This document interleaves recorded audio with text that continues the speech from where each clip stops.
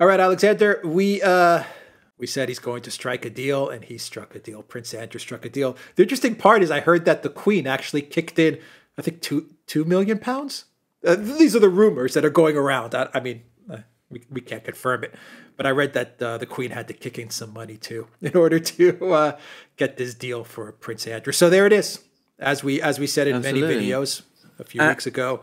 Yeah. That's how they wrap up all these allegations. Absolutely, but I mean, of course, it is a shockingly huge deal by British standards, and we're talking about $12 million. I mean, in Britain, that is an almost inconceivable amount of money to settle a claim like this. And of course, inevitably, people are going to say the fact that Andrew has settled on this scale must mean that there is truth to these allegations. And notice that one part of the deal is that he's not allowed to question or challenge the allegations that Virginia Giuffre is making. So he's got to preserve silence. So has she, but only for a limited period of time. So he can't protest his innocence any longer. He's settled a civil suit with her for a huge amount of money, but the British people will see this as an admission. What about the fact that the Queen had to step in? What does that tell you? Well, it tells us how important it was for the royal family, for the Queen herself, to draw a line under this affair, because, I mean, she's cut basically Andrew off in every other respect, but her Platinum Jubilee is about to be celebrated. That's, 70 years on the throne, and she didn't want this hanging over her and overshadowing that Jubilee, so she's basically pushed Andrew into settling, and she's put up some money to do it, a lot of money to do it. So that gives you some idea of how important for the monarchy this ending this matter was. But she's going to be absolutely furious. The royal, the people in the court are going to be furious with Andrew. Andrew is toast. I mean, his position in Britain is now utterly discredited. He will never, I think, be able to show himself in public again. Is it over? I mean, is this now the end of all of the Prince Andrew Epstein stuff, or are we going to see more lawsuits, more cases? In theory, not. Two things to say. First of all, this is a settlement of a dispute between Andrew and Virginia Giuffre. I mean, if other people have allegations to make, there is nothing to prevent them coming forward and making them and bringing civil suits of their own. So that's the first thing to say. And the second thing to say is that, of course, if there's a criminal investigation, then settlement of a civil suit doesn't in any way prevent criminal investigations or criminal charges being brought. So, in theory, it's not the end of this. I think in reality there'll be an awful lot of pressure from the British on the Americans, saying to the Americans, well, please let's call a red line now, a line under this affair. Let's please bring it to an end, because this is doing a huge amount of damage in Britain. A member of the royal family has been utterly discredited.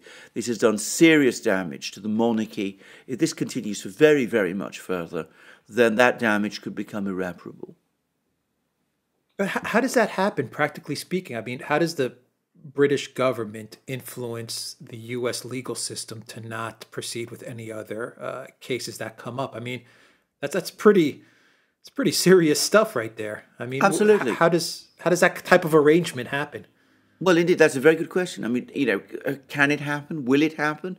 We'll see. I mean, the idea that the British can simply pick up a telephone and tell attorneys in New York, district attorneys and people like that, and federal attorneys and federal prosecutors to stop investigations, and that the Justice Department then telephones them and says, do what the British want.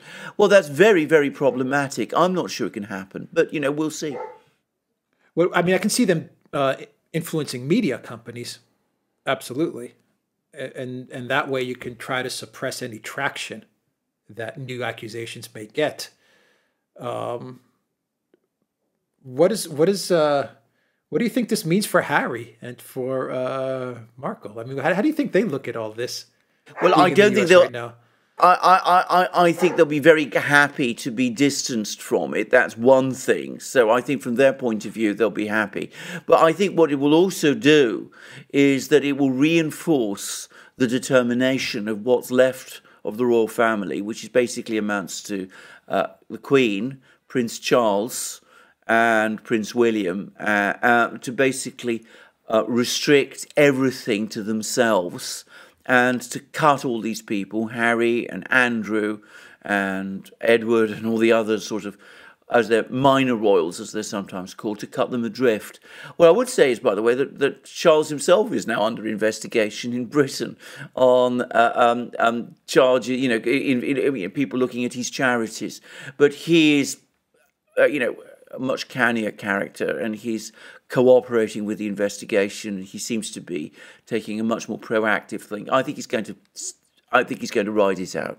So, but I think that it's if Harry and Meghan see this as a way back in, I don't think so. I think, as I said, the royal family, what's left of it, will pull up the drawbridge and cut all of them off, because now the priority is to protect the Queen herself and the institution of the monarchy, and sort out the succession to Charles and then William, and cut off all these rotten branches, as they'll be seen, and focus instead on this core group within the monarchy who are seen as, to some extent, reliable.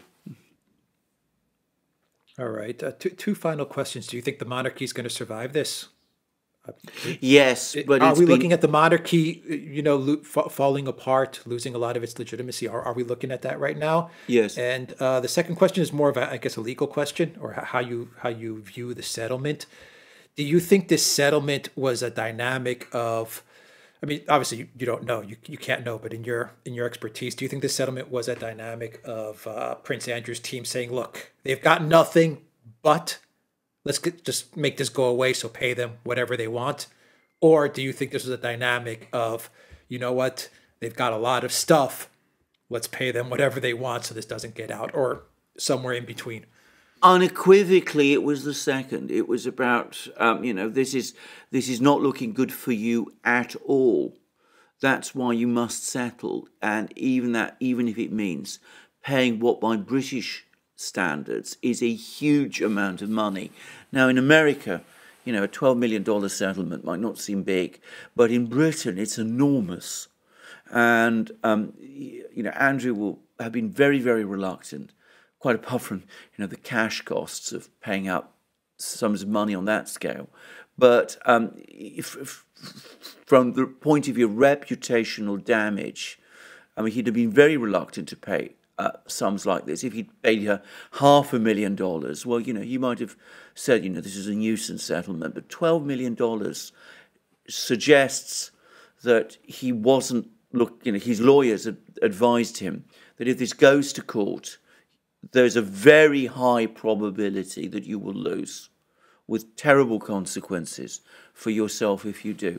And the reason for that isn't difficult to see, because even if there isn't any real, actual direct evidence, we know what two people do in a bedroom is never easy to, they're not necessarily witnesses to it. But the fact is, Andrew gave that disastrous interview for Newsnight. He came up with ludicrous things like the fact that he doesn't sweat, for example, which, that did him in. He shot his own credibility to pieces at that point. Nobody took him seriously from that moment. And with a witness like that, you absolutely do not want to subject them to cross-examination, especially cross-examination with US attorneys who can be absolutely brutal. So, they would have told him, Andrew, you've got to settle. However much you've got to pay it. And let's hope that this really is a line under the whole affair. So unequivocally, it was the second. Now, will this damage the monarchy? My own personal view is that the monarchy in Britain is hanging by a thread. Whilst the Queen is alive, it is safe. There is a huge amount of respect for the Queen in Britain.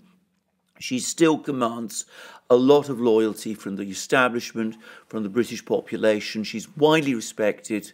She's widely liked.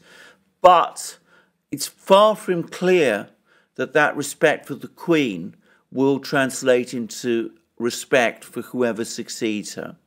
And British society has changed.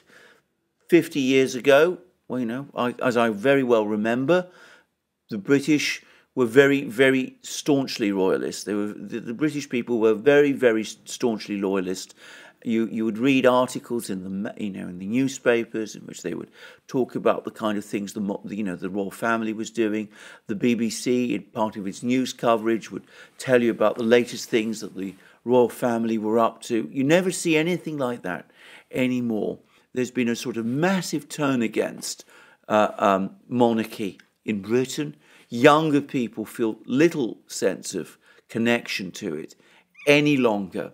So whilst the Queen is there, there is that residual loyalty which is still there. It's very strong, but it's very much focused on her person. When she goes, it's difficult to see. Well, it's not clear at all whether it will, as I said, transfer to her son, Charles, or to her grandchildren. Her grandson, William, and, their successors. The one other thing that keeps the monarchy alive in Britain, and it's a factor that very few people in the world ever talk about, but it's not to be discounted, is that, of course, having the Queen, having the monarchy, is what distinguishes Britain from the United States. If you think about it, if there is no monarchy, if Britain or England simply becomes another republic, why should Britain, as an English-speaking republic, keep separated from the United States? What makes it distinctive from the United States any longer? And those who value within Britain British distinctiveness will want to hold on to the monarchy for that reason. Because at that point, whilst they have a monarchy, you can say, well, Britain is a different country from the United States. We're not a republic. We have a different tradition. We have a different culture. We have a different civilization, if you like, a different political system. But once the monarchy is gone, it begins to look too much like America for some people. And those people in Britain who value Britishness want to hold on to the monarchy for that reason. Yeah, good point. God, I forgot about that Newsnight interview. That really did him in. Yeah, absolutely. Yeah. Andrew, that interview really did him in. Whose idea was that? His own. He was advised against doing it, but he insisted on doing it. It was an act of unbelievable crassness and stupidity. And after it was over, he apparently phoned the Queen and told her how well it had gone.